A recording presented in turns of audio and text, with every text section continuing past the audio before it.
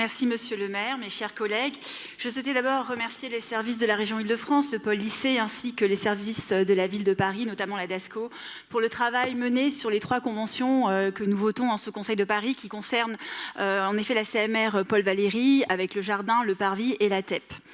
Je souhaitais également rappeler la genèse du projet. Alors non pas par nostalgie, mais parce qu'elle est trop souvent réécrite par la municipalité. Il est pour le moins pénible, je vous avoue, de voir la majorité municipale tenter en permanence de s'approprier les choix faits sur le projet Paul Valéry. Vous avez, dans le 12e arrondissement, 25 ans de bilan à assumer. Alors assumez vos propres projets, mais cessez de vouloir récupérer la paternité de celui de la CMR Paul Valéry. Sans doute parce qu'il s'agit d'un projet réussi, innovant et vertueux aussi bien sur le plan pédagogique qu'environnemental, et environnemental tant par sa préservation des espaces verts que par la rénovation de l'existant. Le jardin que nous votons aujourd'hui n'existerait tout simplement pas si le projet porté à l'époque par les majorités municipales et régionales socialistes et écologistes, le tandem Hidalgo-Huchon, avait abouti. Et je tiens à rappeler que dans cette majorité municipale de l'école siégeaient déjà Emmanuel Grégoire, Emmanuel Pierre-Marie et tant d'autres.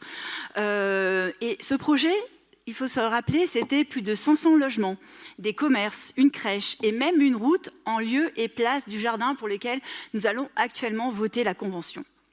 Donc lorsque vous affirmez régulièrement que ce jardin a été préservé grâce au PLU climatique, c'est tellement faux. Cela relève d'une profonde malhonnêteté intellectuelle. La décision de préserver et de valoriser le jardin, ce site, a été prise bien en amont. Dès 2016, par la présidente de la région Île-de-France, par mon collègue Franck Marguin et par moi-même.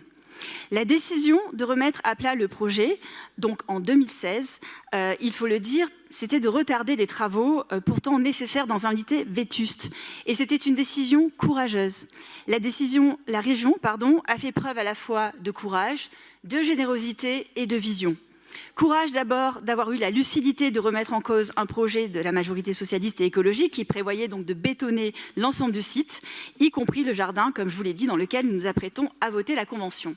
Et puis générosité et vision, ensuite, celle d'avoir su anticiper les effets du changement climatique à Paris et d'avoir fait le choix de créer un environnement de travail à la fois agréable et végétalisé pour les élèves comme pour l'ensemble de la communauté éducative, tout en mettant le foncier régional à disposition de tous les habitants grâce à l'ouverture du jardin en dehors des heures scolaires.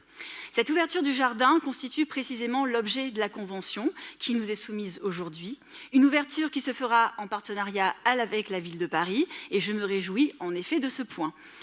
Cette coopération en effet entre la ville de Paris et la région Île-de-France, c'est l'aboutissement d'un travail collectif.